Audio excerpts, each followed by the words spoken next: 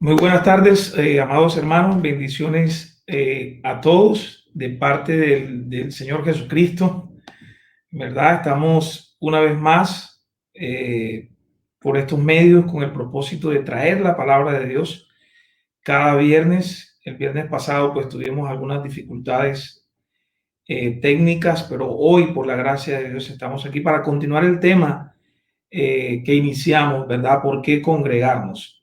Y estamos respondiendo a la luz de la palabra de Dios. ¿Por qué debemos congregarnos aún en medio de la situación global, aún en medio de todo lo que está pasando en el mundo? El Señor está llamando a su pueblo a que se reúna como iglesia para seguir honrando y exaltando el nombre de nuestro Señor Jesucristo. En la primera enseñanza se respondió el por qué congregarnos, entendiendo que es un mandato bíblico. Y en el día de hoy seguimos respondiendo a la misma pregunta, ¿por qué congregarnos a la luz de la palabra de Dios?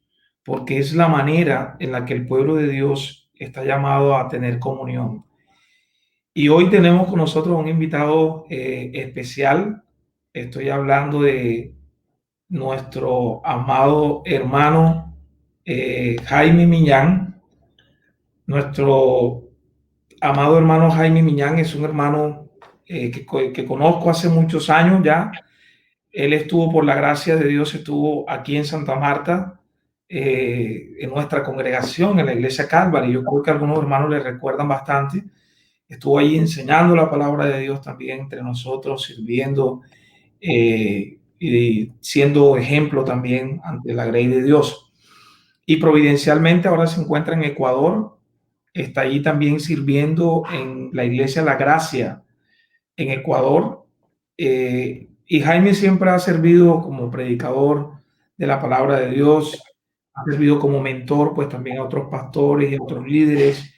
Y realmente me llena de gozo el saber de que siempre donde Jaime llega, eh, pues la iglesia lo acoge y empieza un trabajo de una manera muy natural, muy orgánico, un servicio y siempre pues, dedicado al estudio de la palabra, a la enseñanza, y eso nos llena de mucho gozo, Jaime.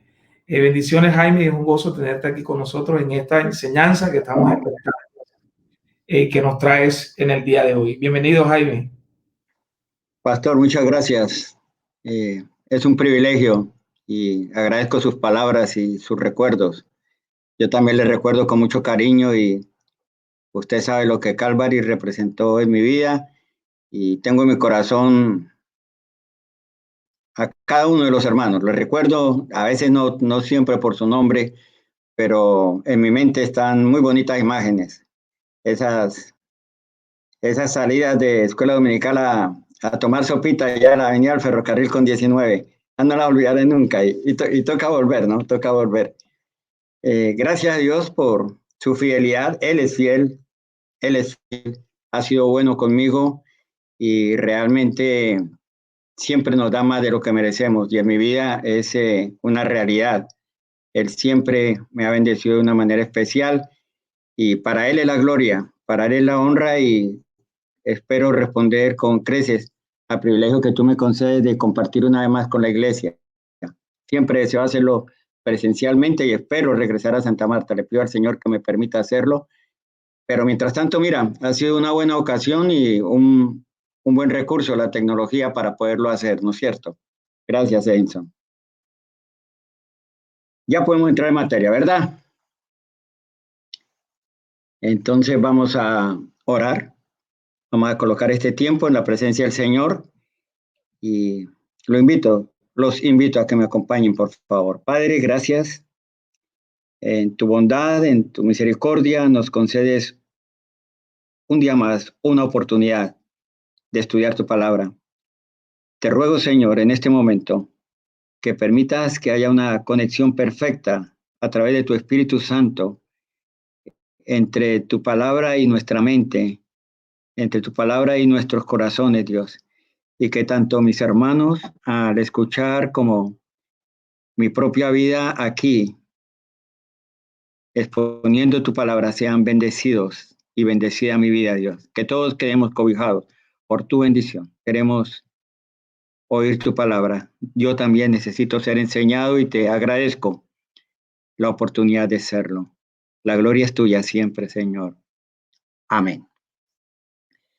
Bien, hermanos, como introducía el pastor Edison, estamos respondiendo a la pregunta ¿por qué congregarnos? Nuestro hermano Juan Hernández hace 2 semanas nos introdujo en el tema respondiendo por qué es un mandato bíblico. Hermosa exposición, por cierto. No tenemos nada que agregar, simplemente partir del sitio donde Él nos dejó. Y esa es mi tarea en esta tarde. Y confío en el Señor en poderlo hacer de la mejor manera. Ruego que me ayuden. Cuento con su diligencia, con su disposición a profundizar en el tema. Por razones de tiempo, ustedes me comprenderán. Tengo que tocar únicamente superficialmente algunas cosas que quisiera profundizar más, pero no me queda tiempo. Solamente voy a guiarles en un pequeño paseo a través de la palabra de Dios para que sea ella sola, por supuesto, ella es suficiente, la que nos hable y nos permita comprender algunas verdades demasiado importantes en este momento atípico en nuestra historia. Para nadie es un secreto que no olvidaremos el mes de marzo del año 2020, cuando por sorpresa, inesperadamente, se nos informó que los lugares donde nos reuníamos serían cerrados y que por un tiempo indefinido, hasta una nueva orden, no habrían reuniones en nuestras iglesias. Yo creo que eso fue impactante para muchos de nosotros. Y más cuando en un comienzo pensamos que iba a ser cuestión de 2, 3, 4 semanas y nos encontramos con que llevamos 6 meses y muchas de nuestras congregaciones aún no abren sus puertas. Y en ese contexto, preguntarnos por qué debemos congregarnos es pertinente, obviamente. Y la primera respuesta, porque es un mandato bíblico, nos deja ante una realidad, y es que la obediencia o desobediencia a un mandato de Dios siempre tiene consecuencias positivas al obedecer, negativas al desobedecer. Es inevitable encontrarnos con consecuencias. Y al responder en una segunda forma, diciendo que congregarnos es la manera como Dios nos bendice a través de la comunión y el amor fraternal, nos va a dar una idea de cómo obra en nosotros la obediencia, qué consecuencias trae para nosotros y de qué nos perdemos cuando desobedecemos. Entonces espero enfocar desde 4 puntos de vista distintos, pero que llegan a una sola meta, a un solo lugar, esta respuesta. Estamos siendo llamados a través de la congregación a la bendición de tener comunión unos con otros. Vamos a mirarlo desde un enfoque conceptual inicialmente, un segundo enfoque teológico, un tercer enfoque histórico y un cuarto enfoque de experimentar. Cuando hablamos de un enfoque conceptual, estamos hablando de definición de términos, estamos hablando de significado de palabras, estamos acostumbrados a expresar nuestras ideas y a tomar partido respecto de ideas, actos, eventos, desde un punto de vista conceptual. ¿Cómo entendemos? ¿Cómo definimos las cosas? Y hay 3 palabras que van a ser comunes en este tiempo y seguramente lo están siendo desde la primera exposición y lo será hasta la última. palabras que normalmente definimos desde el punto de vista gramatical y a veces etimológico, pero que yo quiero entrar un poquito más allá, quiero ampliar el zoom y ver la definición bíblica, el concepto bíblico de tres palabras. La palabra iglesia, la palabra comunión y la palabra congregación. De pronto en un orden distinto. Congregación, iglesia y comunión. Y quiero ir más allá porque el simple concepto gramatical de estas palabras nos llena todo lo que nosotros necesitamos saber de ellas. Ni siquiera su etimología alcanza a completar la significación que la Biblia, vamos a mirar, nos da de lo que es congregación, de lo que es iglesia y de lo que es comunión. Tenemos unas palabritas en griego, en hebreo, hablamos de koinonía, hablamos de eclesia o eclesia. Y normalmente pensamos que eso lo dice todo, pero no lo dice todo. Más bien, el Espíritu Santo ha querido, a través de los escritores bíblicos, darnos un sentido más amplio de lo que estas palabras quieren decir. Y vamos a comenzar por entender qué es realmente congregarnos, qué es congregación a la luz de la Biblia. Salmo 133 es un texto hermosísimo y con toda seguridad ni siquiera necesitamos añadirle palabras al texto para comprender lo que Dios quiere que comprendamos.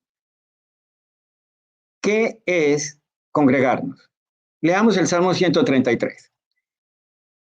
Mirad cuán bueno y cuán delicioso es habitar los hermanos juntos en armonía. Es como el buen óleo sobre la cabeza, el cual desciende sobre la barba de Aarón, y baja hasta el borde de sus vestiduras. Como el rocío de Hermón que desciende sobre los montes de Sión, porque allí envía a Jehová bendición y vida eterna. Cuando somos invitados a congregarnos, lo primero que viene a nuestra mente es asistir a un lugar. Y en una hora y día específico, domingo 10 de la mañana, martes 7 de la noche, viernes 6 de la tarde. Asistir a un evento no es lo que la Biblia conoce como congregación.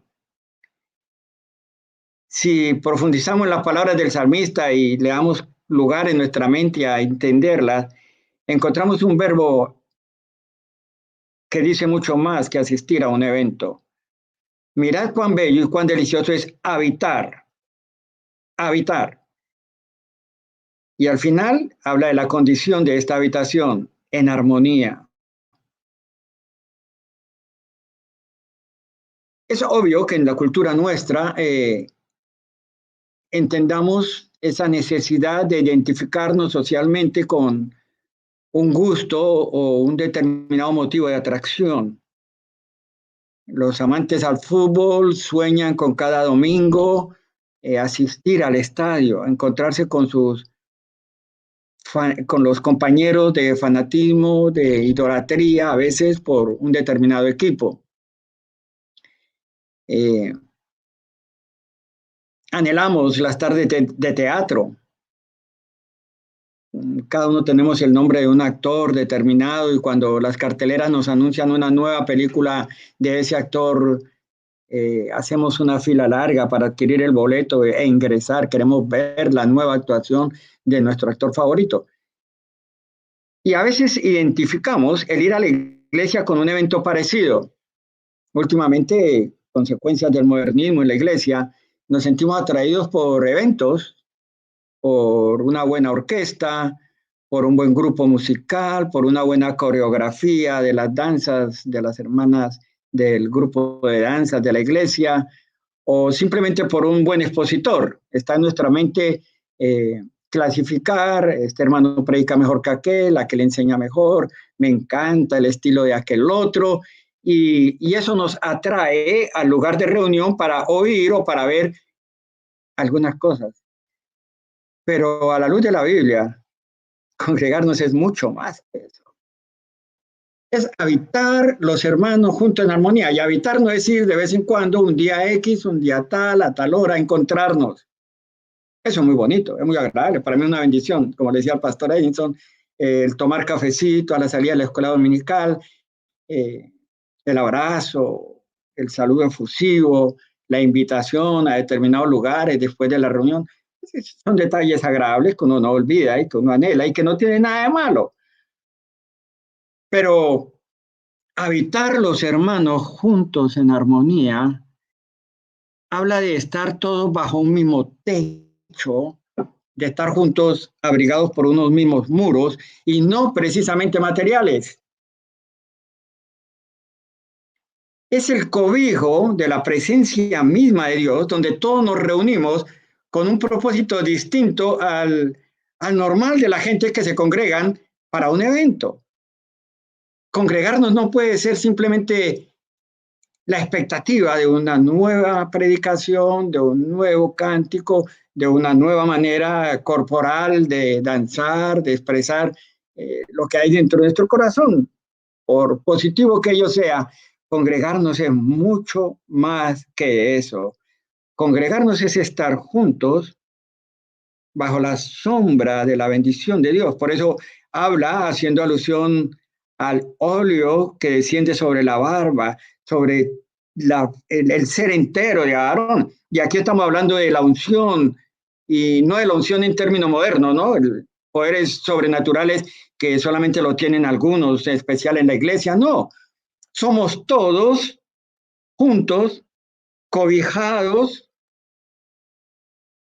bajo la sombra, bajo el abrigo de un Dios todopoderoso que a través de su Espíritu Santo fluye, llenándonos no nuestros sentidos externos, no nuestra vista, no nuestro oído, nuestro ser, nuestro corazón, todo lo que somos de su presencia para poderlas disfrutar tanto en la adoración como en la fraternidad con nuestros hermanos. Y es algo que perdura más allá del tiempo que estamos en la iglesia. Es algo que realmente no es temporal, porque lamentablemente a veces reducimos la comunión, la fraternidad, con ese momento, esas 2 horas que estamos juntos. Lo que se espera del cristiano que se congrega no es solamente su encuentro periódico, es la permanente habitación juntos en armonía en la presencia de Dios. Y cuando hablamos de iglesia, también necesitamos definir el término valga la redundancia, en términos bíblicos, porque la palabra eclesia o eclesia, griego o latín, eh, habla de asamblea, habla de una reunión, habla de un grupo de personas. Y lo que significa ser iglesia a la luz de la Biblia es mucho más que una reunión, es mucho más que una asamblea. Tal como lo expreso con la palabra congregación, iglesia es bíblicamente algo más grande, a veces un poco difícil de dimensionar. Sin embargo, el apóstol Pablo y el apóstol Pedro, inspirados por el Espíritu Santo, nos muestran en la Biblia un par de alegorías a través de las cuales podemos entender realmente lo que Dios quiere que nosotros sepamos de lo que es ser iglesia.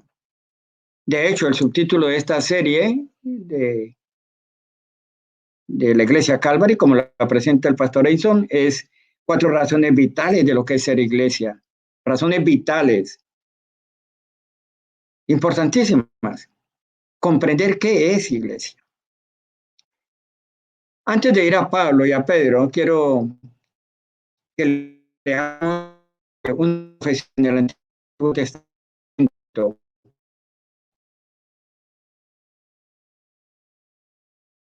El relato del capítulo 30.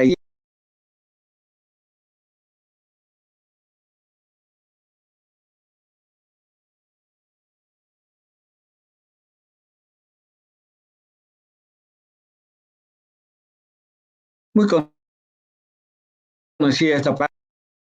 Dice aquí que eran muchísimos sobre la faz del campo y, por cierto, secos en gran manera.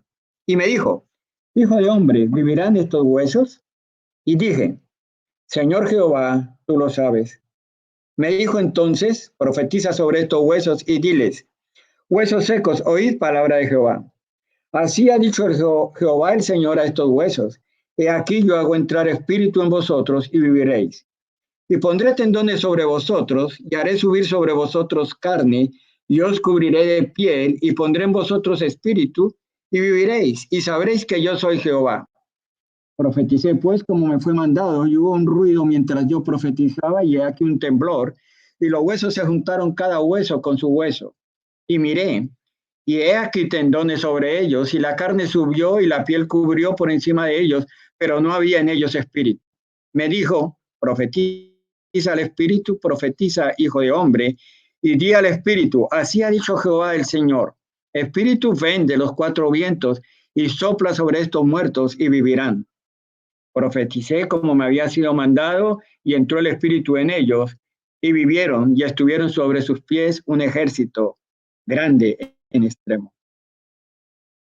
Solamente ténganlo presente, hermanos, ténganlo en mente.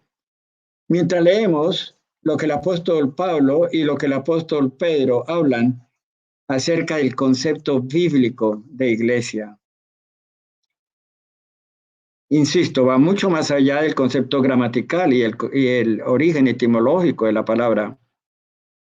En 1 Corintios 12, el apóstol Pablo, inspirado por el Espíritu Santo, dice estas palabras.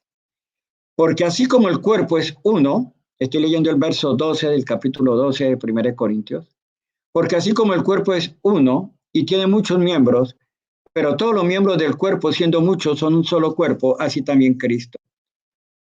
Porque por un solo espíritu fuimos todos bautizados en un cuerpo, sean judíos o griegos, sean esclavos o libres, y a todos se nos dio a beber de un mismo espíritu.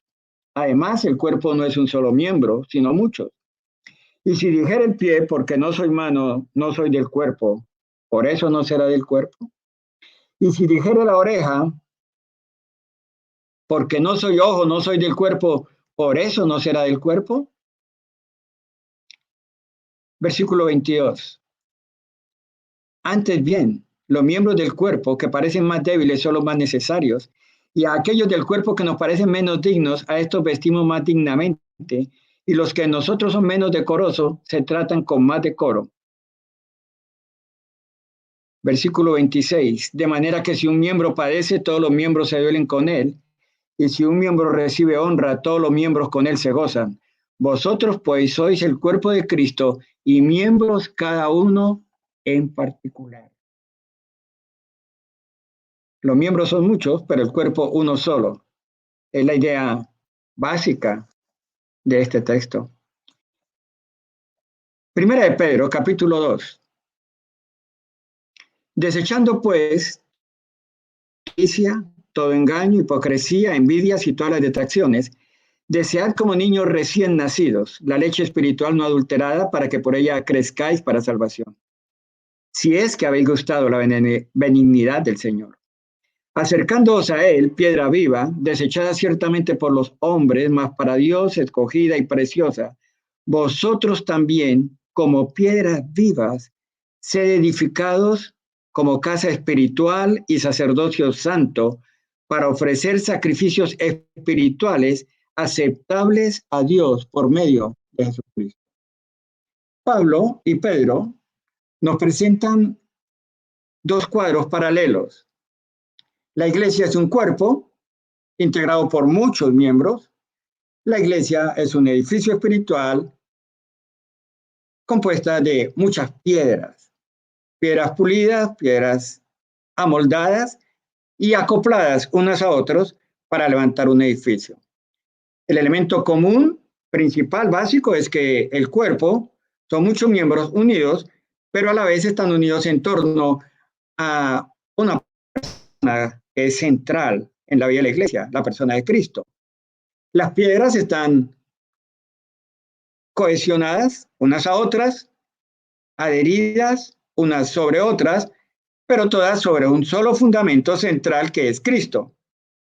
No hay nada más cristocéntrico en la vida espiritual de la iglesia que el mismo término iglesia, la misma naturaleza de la iglesia. Hablamos de un evangelio cristocéntrico, de una escritura cristocéntrica, de una alabanza cristocéntrica, de una adoración cristocéntrica, pero la misma vida de la iglesia es lo más cristocéntrico que encontramos. No hay iglesia sin Cristo. De hecho, la iglesia le pertenece a Cristo. Él dijo, hablando a Pedro, yo edificaré mi iglesia. La iglesia por naturaleza es pertenencia de Cristo. Los miembros de la iglesia le hemos sido dados a Cristo por el Padre. Entonces Cristo es el dueño de la iglesia, es el Señor de la iglesia, es el diseñador de la iglesia. No hay otra manera de concebir la idea de iglesia, sino de la manera en que Cristo la concibió y la dio a entender. Él es la cabeza de la iglesia, Él es el fundamento de la iglesia. Nosotros solo somos miembros unos de los otros. Independiente de Cristo no podemos hacer nada.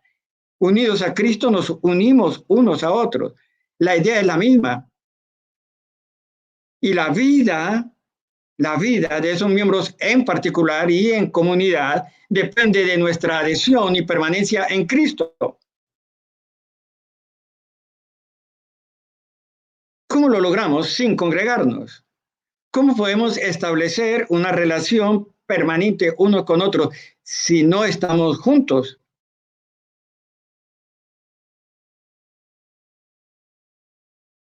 No me canso de decir, y creo que soy cansón, por utilizar una palabra colombiana, ¿no es cierto? Cansón a veces en esto. Tengo un problema serio, y lo expreso con frecuencia y me ha creado más problemas con otras personas, pero no entiendo la palabra independiente dentro de la iglesia. No entiendo los hermanos independientes, no entiendo las congregaciones independientes, no entiendo las denominaciones independientes. Alguna vez en un bus de transporte público iba al lugar donde me iba a congregar un domingo muy temprano, 8 de la mañana. El bus iba casi solo, 7, 8 pasajeros, y se subió un hombre que pagó su pasaje, muy bien presentado, abrió la Biblia, tan pronto cruzó el control del bus y comenzó a predicar. Dijo algunas palabras breves, muy bien dichas. Me regocijé al oírlo. Y acto seguido tomó asiento y recuerdo que justamente se sentó junto a mí. Eh, Creo que mi pinta ese día, ¿no? Tal vez iba con una corbata y cualquiera se daba cuenta que muy probablemente era un predicador. Iba a predicar en algún lugar. Y el hombre se sentó junto a mí y me hizo charla pronto.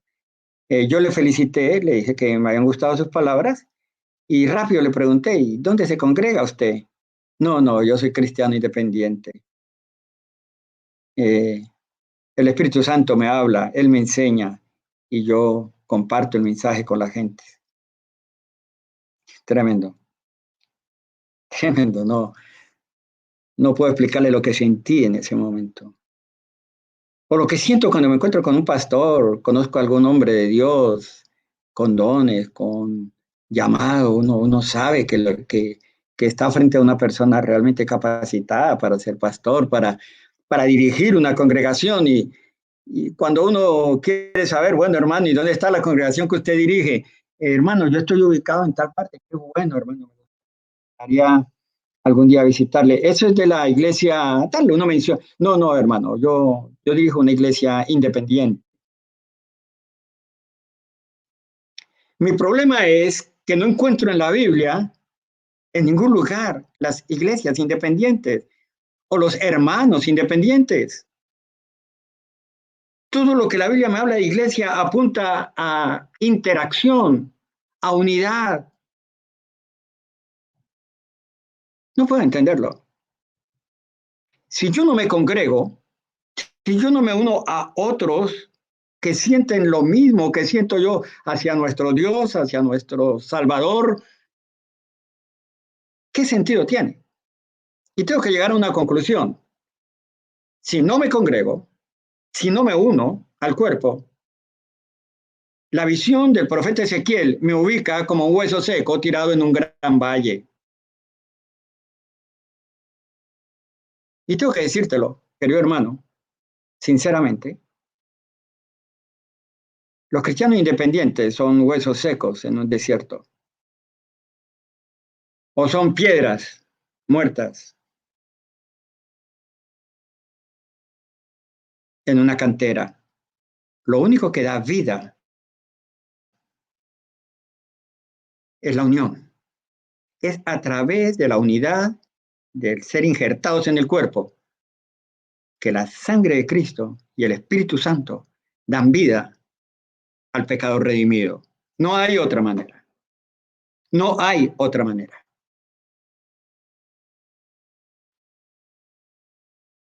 Quiero avanzar porque me va a ganar el tiempo.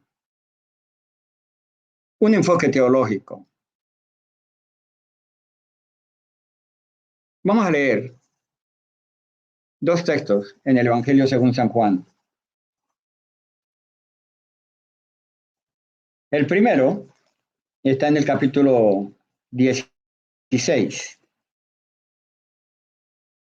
Jesús hablando a los discípulos poco antes de su partida. Las palabras son estas. Versículo 7 del capítulo 16 del Evangelio según San Juan. Pero yo os digo la verdad, os conviene que yo me vaya, porque si no me fuera, el Consolador no vendría a vosotros, mas si me fuere, os lo enviaré. Cuando Él venga, convencerá al mundo de pecado, de justicia y de juicio. De pecado por cuanto no creen en mí, de justicia por cuanto voy al Padre y no me veréis más, y de juicio por cuanto el príncipe de este mundo ha sido ya juzgado. Aún tengo muchas cosas que decir, pero ahora no las podéis sobrellevar. Pero cuando venga el Espíritu de verdad, Él os guiará a toda la verdad, porque no hablará por su propia cuenta, sino que hablará todo lo que oyere y os hará saber las cosas que habrán de venir.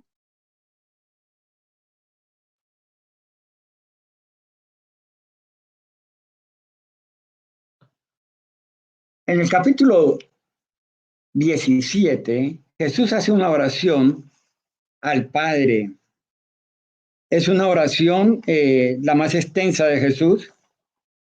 Obviamente creemos que Jesús era un hombre de oración, pero las oraciones registradas en la Biblia, de las oraciones registradas en la Biblia, la que encontramos en el capítulo 17 de Juan es la más extensa. No la puedo leer toda. El título que nos dan nuestras Biblias, los que utilizamos la Reina Valera, dice: Jesús ora por sus discípulos. En el versículo 1 dice: estas cosas habló Jesús y levantando los ojos al cielo dijo: Padre, la hora ha llegado, glorifica a tu Hijo para que también tu Hijo te glorifique a ti. Como le has dado potestad sobre toda carne para que dé vida eterna a todos los que le diste. Y esta es la vida eterna, que te conozcan a ti, al único Dios verdadero, y a Jesucristo, a quien has enviado. Yo te he glorificado en la tierra, he acabado la obra que me diste que hiciese. Ahora pues, Padre, glorifícame tú al lado tuyo con aquella gloria que tuve contigo antes que el mundo fuese. Estamos leyendo el versículo 5. Vamos a pasar al versículo 10, al versículo 9. Yo ruego por ellos, por los discípulos. No ruego por el mundo, sino por los que me diste, porque tuyos son. Todo lo mío es tuyo y lo tuyo mío, y he sido glorificado en ellos. Ya no estoy en el mundo, mas estos están en el mundo. Y yo voy a ti, Padre Santo, a los que me has dado, guárdalos en tu nombre, para que sean uno, así como nosotros. Vamos al versículo 21. Ustedes van a leer después, lo han hecho, seguramente conocen bien este texto. El versículo 21. Jesús sigue hablando al Padre. Para que todos sean uno, como tú, oh Padre, en mí y yo en ti, que también ellos sean uno en nosotros, para que el mundo crea que tú me enviaste. La gloria que me diste, yo les he dado, para que sean uno, así como nosotros somos uno. Y el versículo 26. Y les he dado a conocer tu nombre, y lo daré a conocer aún, para que el amor con que me has amado esté en ellos y yo en ellos. Esto solamente es un recuerdo para ustedes, un recorderis para ustedes. El Dios Trino, Padre, Hijo y Espíritu Santo, tres personas distintas, un solo Dios verdadero, diseñó antes de la fundación del mundo un plan perfecto para que el hombre pecador, rebelde, alejado de él, pudiera ser de nuevo atraído, reconciliado con Dios. Ese plan involucraba roles específicos del Padre, el Hijo y el Espíritu Santo. Esos roles se cumplieron y se siguen cumpliendo a cabalidad sobre la base de la unidad y armonía perfecta entre las personas de la Trinidad. No encontramos en ninguna parte de la Biblia egoísmos, individualismos o deseos de mostrarse superiores el uno al otro entre el Padre, el Hijo y el Espíritu Santo. Lo que la Biblia dice es que hay una manera mutua de glorificar el Espíritu Santo al Hijo, el Hijo al Padre, el Padre al Hijo, y de cómo el Padre y el Hijo, esto lo entendemos bien en nuestros credos y confesiones, de ellos procede el Espíritu Santo que actualmente obra y opera en la vida de los cristianos individualmente y como iglesia, a través de la santificación de nuestra vida y a través de la realización de ministerios con los dones que Él concede. Ese trabajo perfecto es un ejemplo para la iglesia.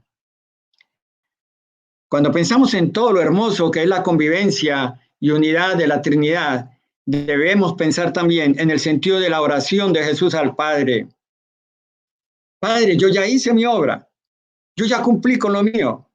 Además, Padre, permanentemente he estado en comunión contigo, te he glorificado y tú me has glorificado a mí. Pero ahora yo te pido, Padre, que ellos sean como tú y yo. Hermanos, Jesús no oraba por gusto, no era una oración por pasar, por decir algo, era una oración nacida del corazón del Hijo de Dios, del Hijo que sabía que iba a entregar su vida para la salvación de muchos. Y ruega al Padre que lo que nosotros vivimos, que la unión que hay entre nosotros, que la armonía que hay entre nosotros, sea la misma que haya entre ellos.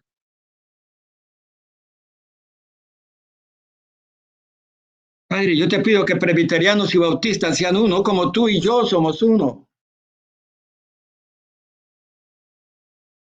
Yo te pido que cuando ellos lleguen a mí, porque tú los traes, los pobres y los ricos, los negros y los blancos, los jóvenes y los adultos, los ancianos, todos sean uno. Y no de cualquier manera, como tú y yo somos uno. Como comentaba con un hermano hablando de este tema, puso bien alta la vara el Señor. El ejemplo de la Trinidad, un ejemplo para seguir en la unidad cristiana. Un enfoque conceptual, un enfoque teológico y un enfoque histórico. La oración que Jesús hacia al Padre es contestada muy pronto.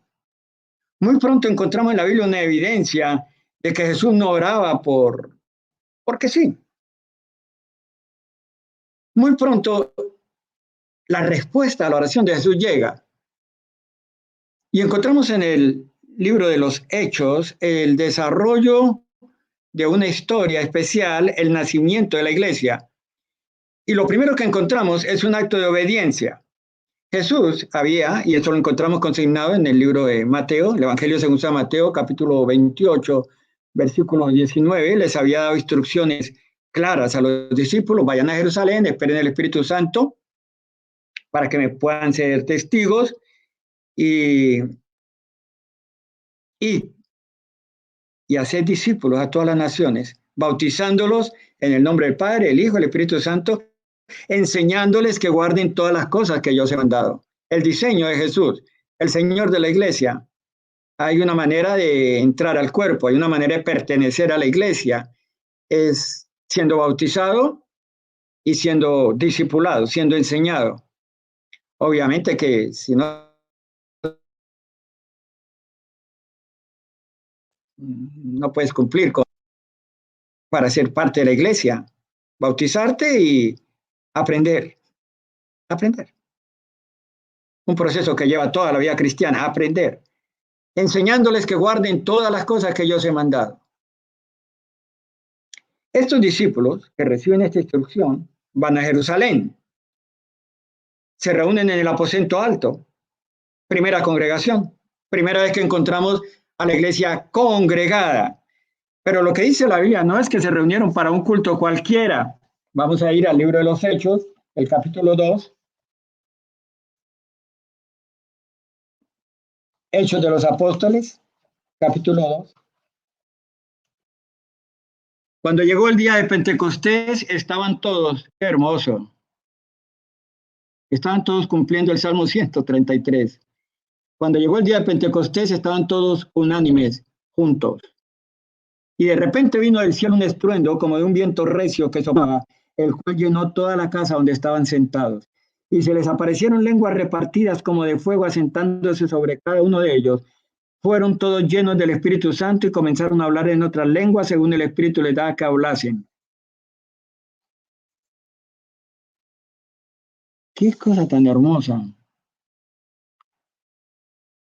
Obedecieron un mandato, se congregaron, estaban todos juntos, unánimes, y llegó lo que había llegado sobre los huesos secos que vio el profeta Ezequiel, el Espíritu Santo.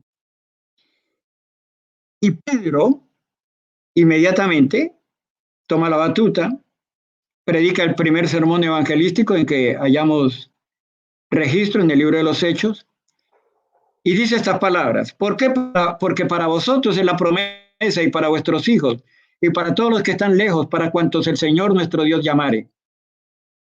Y el versículo 41 del mismo capítulo nos dice: así que los que recibieron su palabra fueron bautizados, lo primero que hicieron, y se añadieron aquel día como 3,000 personas.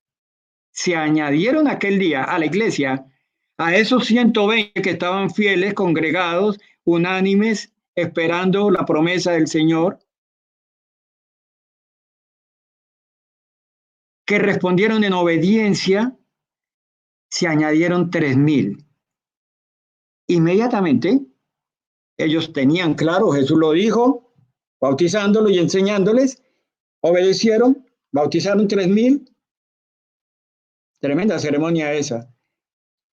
Y el versículo 42 nos dice las consecuencias, el resultado. Y perseveraban en la doctrina de los apóstoles, en la comunión unos con otros, en el partimiento del pan y en las oraciones. Y sobrevino temor a toda persona, y muchas maravillas y señales eran hechos por los apóstoles. Versículo 46. Y perseverando unánimes cada día en el templo y partiendo el pan en las casas, comían juntos con alegría y sencillez de corazón, alabando a Dios y teniendo favor con todo el pueblo, y el Señor añadía cada día a la iglesia los que habían de ser salvos. Nació la iglesia primitiva. La oración de Jesús al Padre contestada. Todos unánimes juntos. Permítame terminar con la lectura de unos textos que nos van a llevar a comprender el enfoque experiencial de lo que es estar en comunión. Resumimos, los conceptos son importantes, pero la Biblia tiene conceptos más grandes, más amplios sobre lo que es congregarnos, tener comunión, ser iglesia. Teológicamente entendemos en el obrar de la Trinidad la invitación a ser como ellos, como es el Padre, el Hijo y el Espíritu Santo. Estamos llamados a ser nosotros como iglesia. Entendemos por la historia de la iglesia primitiva que Dios obra y que la iglesia sí puede moverse en la esfera de la unidad, de la armonía, y que allí llega la bendición y la vida eterna de que hablaba el salmista. Ahora quiero únicamente leer, porque el tiempo no me permite más, unos textos bíblicos que nos hablan de lo que es la experiencia de la vida cristiana. Dependiendo de la versión que leamos, vamos a encontrar en la Biblia entre 60 y 80 expresiones unos a otros o sus equivalentes. Lo que ocurre cuando vivimos en armonía, cuando obedecemos, cuando nos congregamos, cuando somos parte de la iglesia, no puede ocurrir independientemente de la iglesia, ni puede ocurrir por fuera de la iglesia. Si tú no te congregas, nunca podrás experimentar eventos y actos que en la Biblia son sinónimos de comunión. Te repito, va mucho más allá de asistir a una ceremonia cada 8 días. Leamos algunos de esos textos para concluir. La Biblia dice, 1 Tesalonicenses 4:18, y note que casi siempre esta expresión está en términos de mandato. Confórtense, aliéntense unos a otros con estas palabras. En Colosenses leemos Colosenses 3:16, enseñándose y amonestándose unos a otros. Jesús había dicho en Marcos 9:50, estén en paz los unos con los otros. Después de una ceremonia que todos ustedes conocen y recuerdan, Jesús le dice, ustedes también deben lavarse los pies unos a otros. Jesús espera que se amen unos a otros. Juan 13:34. Acéptense los unos a los otros como también Cristo nos aceptó para la gloria de Dios. Lo leemos en Romanos 15:7. Salúdense los unos a los otros con beso santo. En Romanos 16:16. Tengan el mismo cuidado unos por otros, hablando del cuidado que el Señor tiene por nosotros. 1 Corintios 12:25. Lleven los unos las cargas de los otros y cumplan así la ley de Cristo, en Gálatas 6:2. Efesios 4:12 dice el apóstol Pablo, vivan con toda humildad y mansedumbre, con paciencia, soportándose unos a otros en amor. En la misma carta a los Efesios 4:32, sean más bien amables unos con otros, misericordiosos unos con otros. En el versículo 32 del capítulo 4 de Efesios, perdonándose unos a otros como también Dios los perdonó en Cristo. La misma carta a los Efesios 5:21, sométanse unos a otros en el temor de Cristo. Filipenses 2:3, tengan una actitud humilde cada uno de ustedes, considerando al otro como superior a sí mismo. ¿Cuántos episodios más, cuántos textos más encontramos en la Biblia que nos invitan unos a otros a amarnos, a considerarnos, a soportarnos, a ayudarnos, a estimularnos a las buenas obras en Hebreos? Definitivamente, la comunión, el congregarnos juntos, unánimes, trae bendición por la interacción de los miembros de la iglesia. Congregarnos es la clave para el desarrollo y el crecimiento espiritual. No podemos ser enseñados, no podemos ser alentados, no podemos ser animados, no podemos ser exhortados, no podemos ser guiados si no nos congregamos. Que el Señor nos ayude a entender la dimensión de lo que representa la experiencia de ser parte de la iglesia,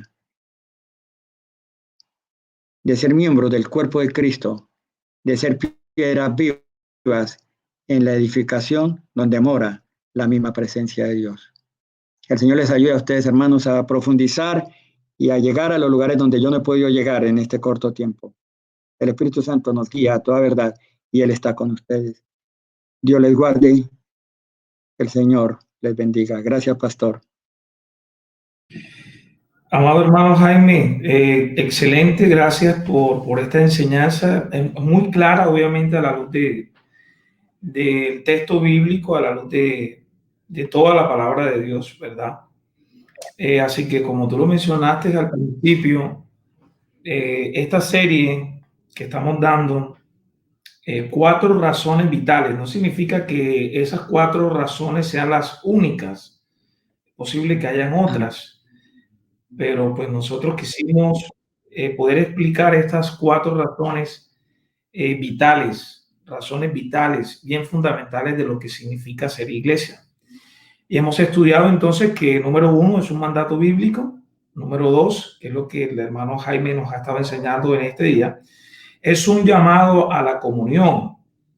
Y Jaime nos ha enseñado a cuatro enfoques, ¿verdad? De lo que significa ser iglesia y de lo que significa realmente esta comunión, esta coinonía, y que solamente es posible cuando el cuerpo, es decir, la iglesia, los miembros están unidos, ¿verdad? Y Jaime nos explicaba entonces estos cuatro enfoques. Número uno, la definición, ¿verdad?, de lo que es iglesia. Número dos, el ejemplo trinitario, así como el Padre, el Hijo y el Espíritu Santo son uno. Nosotros como iglesia somos llamados también a vivir en esa misma unidad y esa armonía. Número tres, Jaime nos explicaba acerca del testimonio histórico de la iglesia, cómo la iglesia perseveraba en la doctrina, cómo la iglesia perseveraba en las oraciones. Y sabemos que en nuestros días hay muchos de estos elementos que de pronto, por la situación en la que estamos, no se pueden dar. Por ejemplo, partimiento del pan o quizás de pronto ir a las casas abiertamente como antes lo hacíamos, pero muchos de estos elementos están presentes todavía. Y lo último que me parece pues también fabuloso, Jaime, esa parte experiencial de unos a otros, que está mencionado en todo el Nuevo Testamento, unos a otros, y basado en Hebreos capítulo 10, versículos 24 y 25, se nos habla de hecho a estimularnos, ¿verdad? A las buenas obras, se nos habla de exhortarnos, y eso se da, obviamente, cuando estamos como cuerpo de Cristo ahí presentes los hermanos unos a otros. Pero yo tengo algunas preguntas, Jaime, que quisiera de pronto pudieras responder, ¿no?, a estas preguntas y de alguna manera como traer luz también en medio de la situación en la que estamos, ¿verdad? Ahora mismo. Sabemos que hay algunas personas que son miembros de la iglesia, que posiblemente están enfermos, que no se pueden congregar. Hay algunos hermanos que de pronto quizás tienen alguna enfermedad de base y han escuchado el consejo, pues sabio, pues también de las autoridades en la parte de la salud. Pero en tu experiencia, Jaime, ¿considerarías tú, Jaime, que es justificable que quizás un hermano, un creyente que está sano, que está fuerte, eh, o sea, es justificable que él no se congregue, quizás por el temor que siente a contagiarse por el COVID-19? ¿Qué pensarías tú en cuanto a eso? Bueno, de pronto voy a utilizar una expresión cruda que utilizaba el apóstol Pablo. En ninguna manera, en ninguna manera. He sabido que hay muchas actividades. Por ejemplo, aquí en Guayaquil las iglesias no todas han abierto, pero cuando se abran no habrá justificación, respondiendo a tu pregunta, por la sencilla razón de que todas las demás actividades sí tenemos tiempo para hacer y sí nos disponemos. Ya se abrieron los puestos de trabajo, vamos, ya se abrieron los centros comerciales, vamos de compras, entonces, si no nos da temor exponernos a subirnos a un bus, a un transporte público, ir a un centro comercial, ir a una tienda, ¿por qué tenemos que tener temor a la hora de ir a la iglesia? Entonces, yo creo que no hay ninguna justificación. Así como tú lo dices, no hay ninguna justificación. Más bien es una tentación. Y sería bueno invitar a los hermanos a resistir esa tentación de no congregarse. Sería O sea, que bueno pudiéramos decir verlo así. sencillamente por preferencia, se quedan escuchando, bueno, posiblemente el servicio por internet, o como ahora pues hay muchas opciones también por internet, es posible que tengan pues la tentación, ¿no?, de decir, bueno, o sea, ahora pues hay muchas iglesias que están transmitiendo y podemos pues también alimentarnos de otras iglesias también que están enseñando. Pastor, Pero bueno, Señor nos Edison, no hay ayude, duda como tú mencionas, no hay duda de que que el eso Espíritu Santo. tenemos acceso a oír a hombres de Dios, ¿no es cierto? No vamos a negar, eso es verdad. Tenemos grandes predicadores, por ejemplo, nosotros como reformadores conocemos, como reformados conocemos muchos de nuestros líderes y es bueno, pero no son nuestros pastores. Y una cosa es escuchar, ser informados, y otra cosa es ser formados. A través del Internet encontraremos mucha información y alguna valiosa, pero la formación como creyente solamente la podemos encontrar en la iglesia local, en nuestra congregación. No hay duda al respecto. Así es. Y no es el capricho, pues, de una persona que quiere como imponer esto, sino como lo hemos visto a la luz de lo que nos has enseñado y de toda la Biblia. O sea, hay un rey que es el cabeza de la iglesia, es el Señor Jesucristo. Él ha levantado hombres de Dios para pastorear la iglesia. Y pues también hay un cuerpo, que es la membresía de la iglesia, que tiene algunos compromisos como miembros de la iglesia, y entendiendo que son el pueblo del pacto, que vienen a adorar y vienen a renovar ese pacto cada vez que nos reunimos como iglesia.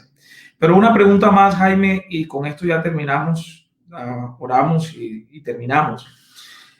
No sé, se me viene a mí a la mente, o sea, cuando una persona no se congrega, una persona de pronto, como ya lo mencionamos ahorita, está bien, o sea, en su salud, él participa de otras actividades, pero por preferencia quiere quedarse pues en la casa, ¿verdad? Y de alguna manera, con lo que tú mencionabas ahorita, aunque no existe y la palabra de Dios no lo contempla, de un cristiano independiente que quiere vivir una vida independiente, ¿verdad? Sin ningún compromiso, ahí solito en la casa. Pudiéramos decir que esta persona tiene un mal entendimiento de lo que es la eclesiología, lo que es la iglesia, porque es posible que tenga un mal entendimiento de lo que es la iglesia y pues tenga algunas prácticas que son contrarias, ¿verdad?, a la palabra de Dios y a lo que la Biblia nos presenta de lo que es la iglesia. ¿Qué es lo que significa ser iglesia? Es posible que esa persona tenga un mal entendimiento de la eclesiología. ¿Tú consideras que eso es así o Sí, tienes alguna obvio. opinión diferente?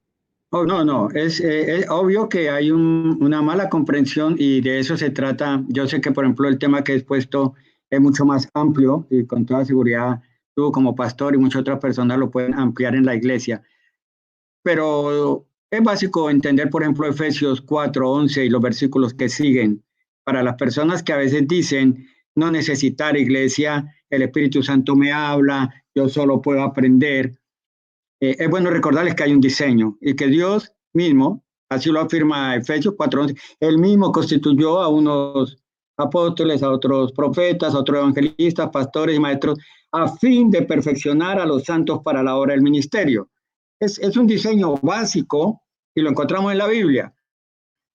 No, no hay manera, definitivamente no hay manera. Si entendemos la eclesiología bíblica, partimos del hecho que la iglesia local es esa célula eh, primaria en la cual nosotros somos capacitados por otros que han recibido ese don de parte de Dios de poder capacitarnos a nosotros para poder hacer la obra.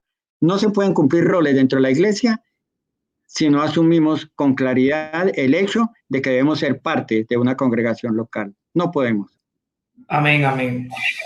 Bueno, hemos llegado entonces al final de este tiempo de enseñanza. Queremos recordarle a los hermanos, particularmente de la Iglesia Calvary, que la intención de esta serie de enseñanzas es recordarles, ¿verdad?, lo que significa ser iglesia y que aún en medio nuevamente, de esta situación en la que estamos a nivel global, seguimos siendo la iglesia, los conceptos bíblicos no cambian, siguen siendo eternos, siguen siendo absolutos, seguimos teniendo a un mismo rey que es Jesucristo, y como tú lo mencionaste también, Jaime, en tu enseñanza, hacemos parte de un cuerpo que aunque somos muchos, estamos llamados a estar en unidad.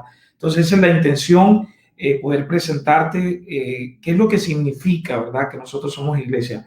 Y si quizás tú, amado hermano, que eres asistente, ¿verdad? Recurrente en la iglesia, esto pues también te pueda motivar a que puedas hacer un compromiso mucho más serio con Cristo y con la iglesia, y poder pues responder a ese llamado que el Señor nos hace como nuestro Señor, ¿verdad? Que estamos llamados a seguirle, estamos llamados a obedecerle. Vamos a orar, Jaime, y que el Señor pues nos ayude y que el Espíritu Santo pues traiga convicción de esta enseñanza. Padre, te damos gracias, Señor, en esta tarde. Gracias por tu palabra. Nos has hablado, bendito Dios, de una manera clara por tu palabra, Señor. Entendemos que no es una idea de un hombre, Señor, o de algunos pocos, sino, bendito Dios, es tu plan perfecto. Señor, tú creaste la iglesia, Padre, y nosotros somos tu pueblo, somos tus siervos, Padre. Danos convicción de tu palabra y ayúdanos, Señor, danos la valentía que necesitamos, bendito Rey, aún en medio de estos tiempos, y permítenos avanzar, Padre amado, entendiendo que tú eres soberano, Señor, que tú estás en control de todo. Oh Padre Celestial, ayúdanos a que en medio de este tiempo nosotros tengamos, bendito Dios, una confianza fuerte en ti, que podamos volver a tu palabra, saber que tú eres un Dios soberano, que tú eres un Dios omnipresente, que tú estás con nosotros acompañándonos, pero al mismo tiempo entendemos, Señor, que somos responsables, somos diligentes en obedecer los protocolos que se nos ha dicho, Padre, pero ayúdanos y danos una conciencia, Padre, clara de lo que tu palabra nos está enseñando, Padre, y que nosotros podamos responder como tu cuerpo, como tu iglesia. Te lo pedimos todo esto en el nombre de tu amado Hijo Jesucristo, dándote gracias. Amén. Y amén. Amén. Amén. Bueno, Jaime, saludos una vez más y bueno, estamos en Gracias. contacto. Gracias, pastor. Gracias a Ojalá, todos los hermanos, amigos que se han ojalá haya conectado. otra oportunidad. Ojalá. Les amo en Sí, el lo logramos. Señor. Les recuerdo y están en mis oraciones. Gracias, hermano Jaime. Muchas bendiciones a todos. Bendiciones.